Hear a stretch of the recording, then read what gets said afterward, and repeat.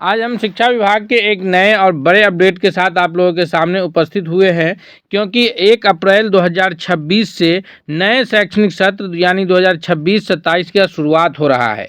तो इस नए शैक्षणिक सत्र में क्या क्या नए और बड़े बदलाव होने हैं, एसीएस ने पत्र जारी करके क्या क्या नया आदेश दिया है, आइए हम उन सभी पर एक एक करके चर्चा करेंगे कि जो स्कूल की शिक्षा है उसमें क्या बड़े बदलाव होंगे और उसको किस प्रकार से लागू किया जाएगा। एसीएस महोदय ने जिला शिक्षा पदाधिकारी के साथ साथ जिला अधिकारी यानी डीएम को पत्र जारी करके यह आदेश दिया है कि इसको कैसे इम्प्लीमेंटेशन करना है। हम सभी जानकारी आप तक पहुंचाते रहेंगे। अगर आप चैनल पर नए हैं तो सब्सक्राइब कर लीजिए, बेल आइकन को पहले प्रेस कीजिए ताकि बिहार शिक्षा से जुड़ा हर एक समाचार आपको सबसे पहले मिलता रहे।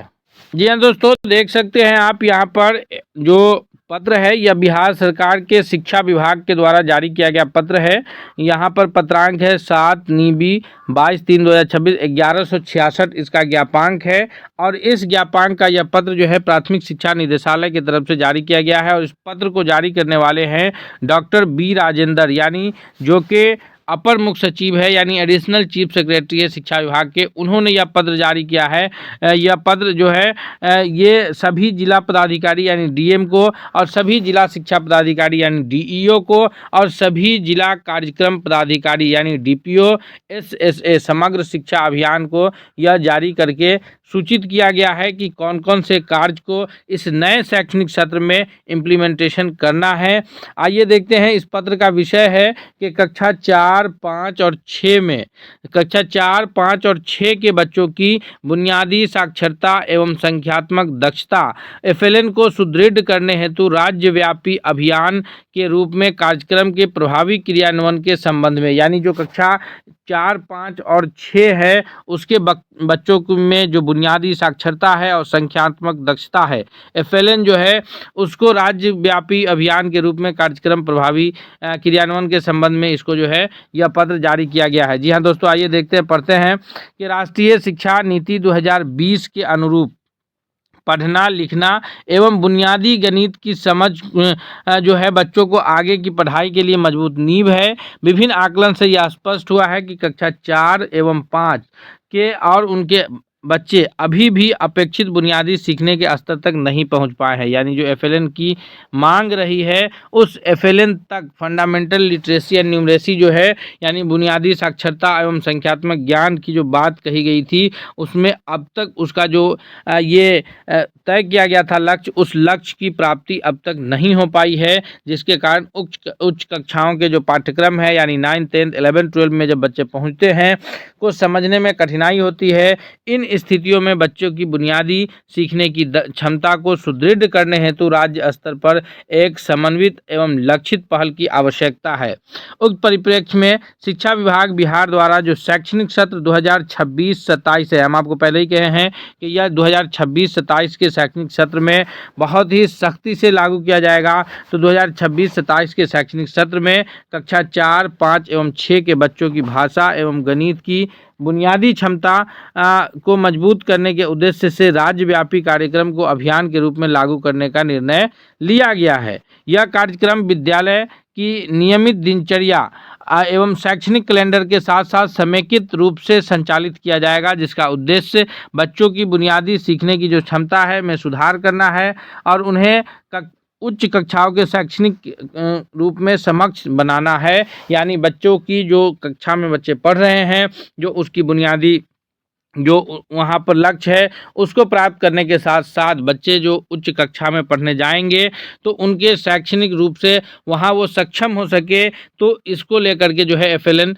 यहाँ पर ये राज्यव्यापी एक पूरी अभियान शुरू होने जा रही है। यह अभियान मुख्यतः 4 चरणों में जो है क्रियान्वित किया जाएगा। जो अभियान अभी नए सत्र 2026-27 में शुरू होने जा रहा है यह 4 चरण में होगा। पहला चरण इसका अप्रैल और मई के माह में होगा, यानी जब स्कूल आपका मॉर्निंग स्कूल है उसमें आपको युद्ध स्तर पर जो है बच्चों को लेकर के यहाँ कार्य करना है। जो यह पहला चरण है अप्रैल मई 2026 में इसका क्रियान्वयन होना है। शैक्षणिक वर्ष की तैयारी के आधार सुदृढ़ीकरण है।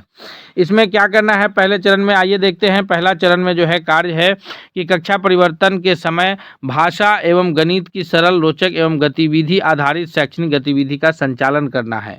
क्योंकि अभी आज से 1 अप्रैल 2026 से सभी बच्चों का कक्षा परिवर्तन होने जा रहा है। जो बच्चे ने मूल्यांकन में हिस्सा लिए थे और मूल्यांकन में जो पास हो गए हैं, या ये समझिए कि जिनका जो ग्रेडिंग ABC हुआ है, उनके परीक्षा फल का प्रकाशन भी हो चुका है। तो अब जो उनका कक्षा परिवर्तन होना है, तो उसमें समय, भाषा एवं गणित की सरल, रोचक एवं गतिविधि आधारित शिक्षण गतिविधि का संचालन करना है।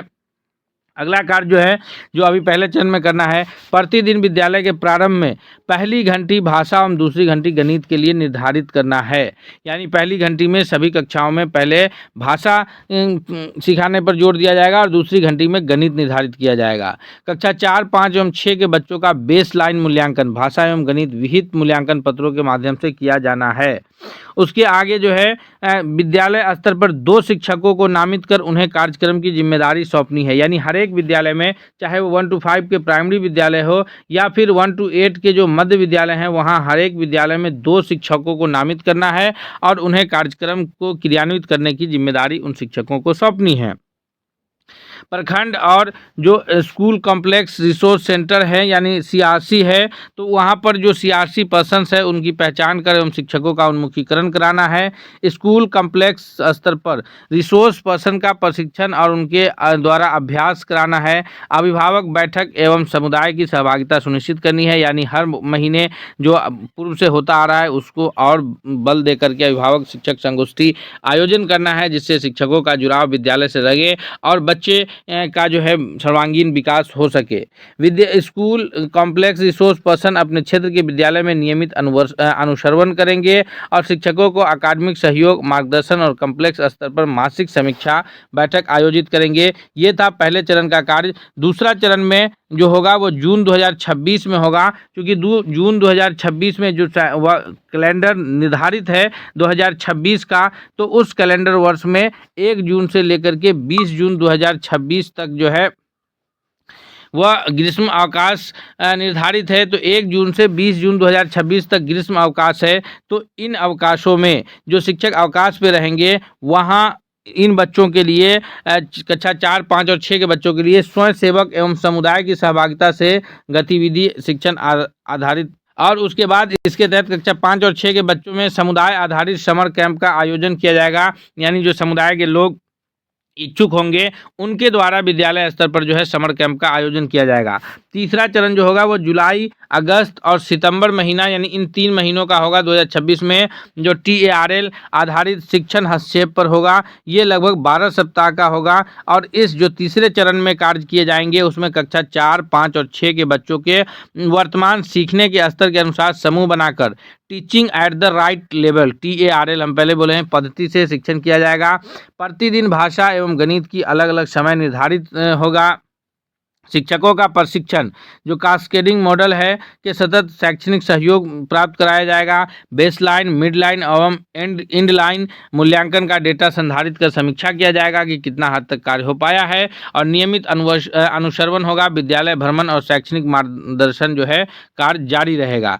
चौथा चरण जो होना है वह अक्टूबर 2026 से लेकर के मार्च 2027 तक, ये लगभग 6 महीने का चरण होगा। अक्टूबर 2026 से मार्च 2027 तक यहाँ चरण 1, 2, 3 के प्रगति की समग्र जो समीक्षा है उसको सीखने के परिणाम के आधार पर आगे की शैक्षणिक योजना एवं सुधारात्मक शिक्षण की व्यवस्था करना है। जिला स्तर पर अपेक्षित कार्यवाही क्या है कि उक्त कार्यक्रम को उच्च प्राथमिकता देते हुए अभियान मोड में प्रभावी क्रियान्वयन हेतु निम्नलिखित कार्यवाही सुनिश्चित करें। पहला कार्य है कि जिला एवं प्रखंड स्तर पर नोडल व्यक्ति पदाधिकारी को नामित किया जाएगा। जिला एवं स्कूल रिसोर्स सेंटर पर्सन की पहचान कर नामित करना है। सभी जो प्रखंड शिक्षा पदाधिकारी हैं यानी BEO हैं, वह नोडल व्यक्ति और पदाधिकारी एवं प्रधान अध्यापकों का उन्मुखीकरण कराएंगे।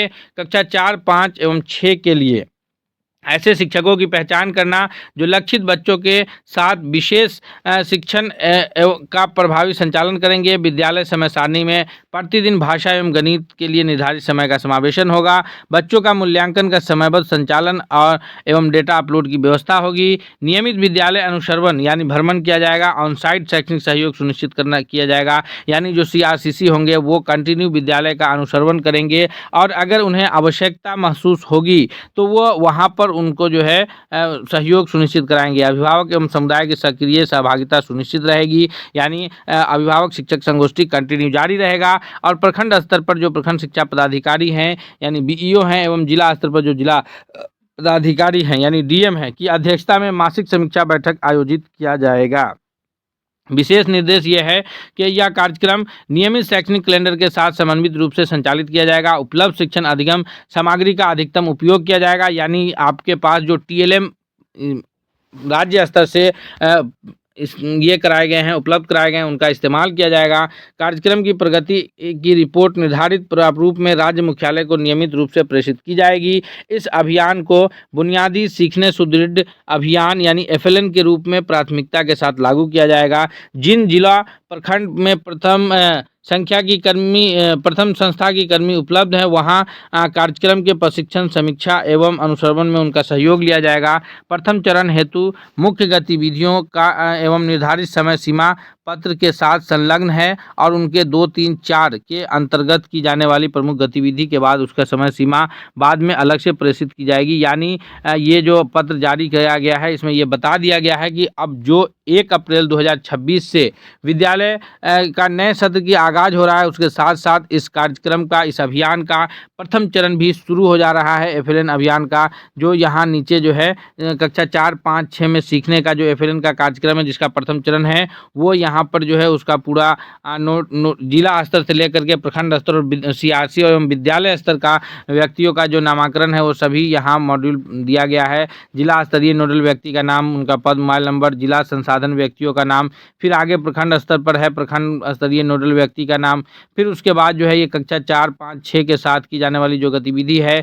यानी भाषा और गणित में, ये अप्रैल और मई 2026 का शैक्षणिक कार्यक्रम है 2 महीने का। तो इस शैक्षणिक कार्यक्रम के तहत ये संपूर्ण बातें दी गई है जिसमें जो है वार्म अप, बातचीत, कहानी, 12 खड़ी संबंधित खेल, लेखन, इन सभी को शामिल करना है। ये पूरी गाइडलाइंस उपलब्ध कराई गई है और इस गाइडलाइंस के तहत जो है पूरा युद्ध स्तर पर कार्य को संपन्न कराना है और यह कार्य संपन्न कराने की जिम्मेदारी न सिर्फ जिला शिक्षा पदाधिकारी को दी गई है बल्कि आप देख सकते हैं कि इसमें जो जिम्मेदारी दी गई है वो डीएम को भी दिया गया है कि इस कार्य को कंप्लीट करा लेना है। चूँकि एफएलएन का जो लक्ष्य निर्धारित था 31 मार्च 2027 तक, उसको पूरा करने को लेकर के जो है वो बिल्कुल पूरी स्पष्ट रूप में जो एसीएस है, एडिशनल चीफ सेक्रेटरी अपर मुख्य सचिव शिक्षा विभाग के, वो ये नज़र आ रहे हैं, प्रतिबद्ध नज़र आ रहे हैं। तो दोस्तों हम अगला और भी जितने भी अपडेट होंगे वो हम आपको उपलब्ध कराते रहेंगे। अगर आप चैनल पर नए हैं तो प्लीज़ सब्सक्राइब कर लीजिए, साथ ही साथ बेल आइकन को प्रेस कीजिए ताकि शिक्षा विभाग से जुड़े आगे जितने भी अपडेट्स होंगे, जितने भी खबरें होंगी,